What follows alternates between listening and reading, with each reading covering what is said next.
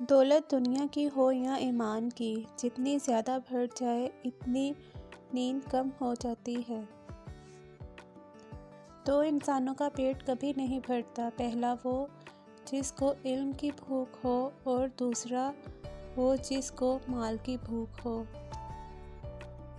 اگر تم اس قدر نماز پڑھو کہ تمہاری کمر ٹیڑھی ہو جائے اور اس قدر روزے رکھو کہ تمہارا بدن بہت زیادہ دبلا ہو جائے، مگر ہرگز فائدہ نہ ہو جب تک حرام سے پرہیز نہ کرو گے۔ جو غلطی کر نہیں سکتا وہ فرشتہ ہے، اور جو غلطی کر کے ڈٹ جائے وہ شیطان ہے، اور جو غلطی کر کے فوراً توبہ کر لے وہ انسان ہے۔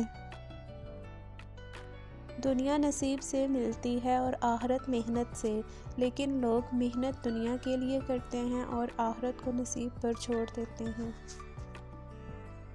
نفس وہ بھوکا کتا ہے جو انسان سے غلط کام کروانے کے لیے اس وقت تک بھونکتا رہتا ہے جب تک وہ غلط کام کروا نہ لے، اور جب انسان کوئی غلط کام کر لیتا ہے تو یہ کتا سو جاتا ہے، لیکن سونے سے پہلے انسان کے ضمیر کو جگا جاتا ہے۔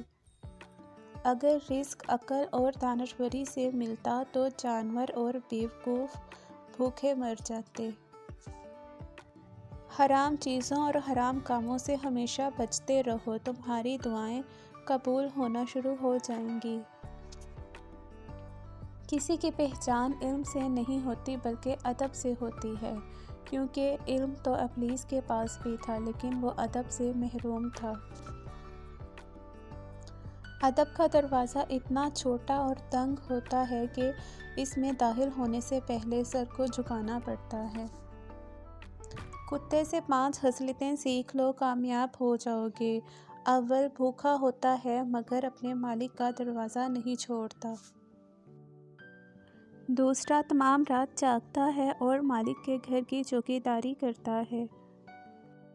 تیسرا، خواہ کتنا ہی ماریں، کسی دوسرے کے دروازے پر نہیں جاتا۔ چوتھا، اس کا کوئی مکان نہیں ہوتا۔ پانچواں، اس کے پاس کوئی مال نہیں ہوتا۔